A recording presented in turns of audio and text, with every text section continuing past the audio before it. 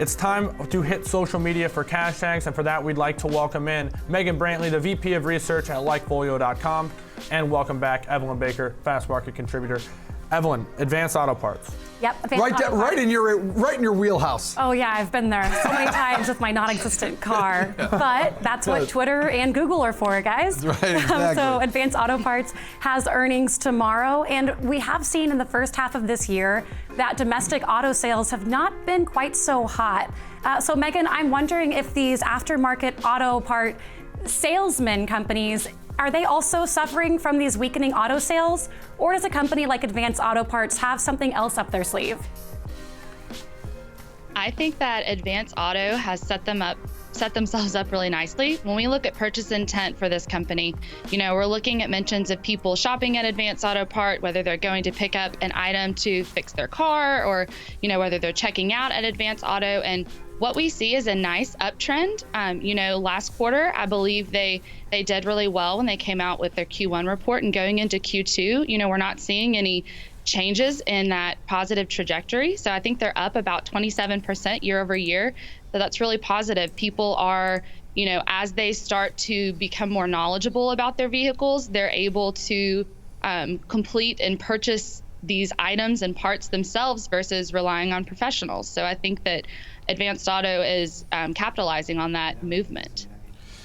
Megan, we talk a lot about do-it-yourself, right? That's what Home Depot is. That's what Lowe's is in the auto parts sector. But do it for me, right? That's where they actually sell to the pros who are doing it for them. Do you guys get any reading or any sentiment on that as other than just do-it-yourself? I think that our data definitely trends more to the do-it-yourself customer. And their last report, they did show growth in that segment. They showed growth in both segments, I believe, but that's definitely where our strength is showing mentions of actual consumers, regular people who are shopping at these stores. And so I think the chart that you see right now, that's do-it-yourself auto repair mentions. So these are just generic mentions of people who are fixing their car on their own. And it's interesting, when you look through these tweets, you see a lot of people talking about going to YouTube and, they figured out how to replace their own spark plugs or replace their own brake pads. So for a company like Advanced Auto that sells these parts, it's, they stand to benefit from this shift in consumer behavior. Megan, you kind of took the words out of my mouth. I was just about to ask, do you think this trend to the upside is more of maybe economic concerns as people trying to, save some money and doing it themselves, or is it because of the access to the information like a YouTube and basically the plethora of different videos on how-tos that, are visual now that are free? Yeah, I think you nailed it. I think consumers are feeling empowered. They have all of these resources that they can actually go online and look things up and fix it themselves. I think that, when you talk about car repairs, they're expensive. And, that's not necessarily, people want to spend their money on experiences, on things they enjoy, not, having to pay someone to replace a spark plug that in reality, they could probably do it themselves. It's interesting. You guys joke about Advanced Auto, but actually a lot of women are in these tweets who are watching these YouTube videos and replacing. I know myself, I actually replaced my own brake pads the last time I needed new brakes. And I say I replaced with an asterisk. My stepfather and grandfather helped me do that. But still, the fact that I was actually able to complete a task like that, I think speaks volumes. I'm very impressed, Megan, because that's what, stepfathers and grandfathers are there for, to help you. But the fact that you did that is more than I think I could ever do.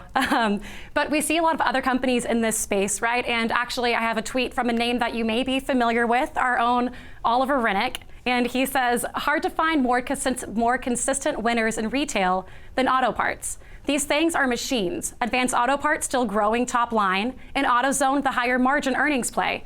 Not to mention O'Reilly Automotive jamming too. Car parts greater than cars? Is there an Uber effect?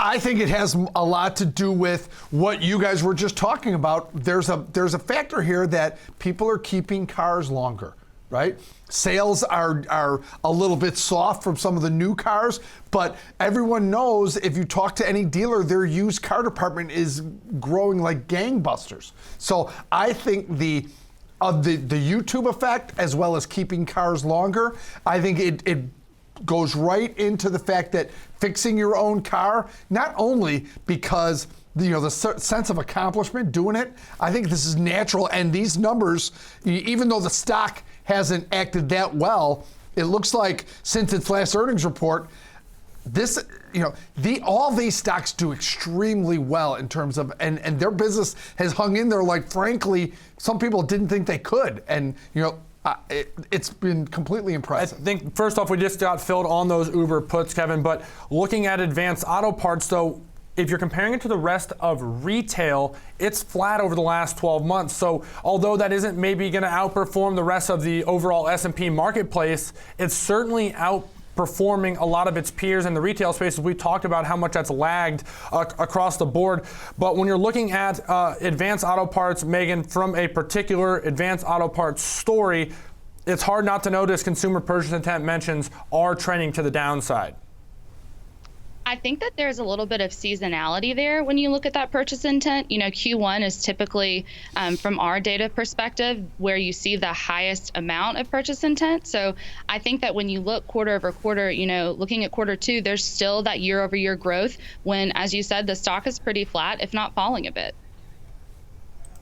Right, and now going back to what we were talking about as far as the whole do-it-yourself mentions, I did find one of those tweets that you're talking about, Megan. Unfortunately, it's not from a woman, but our next tweet from Andy Hollenbeck.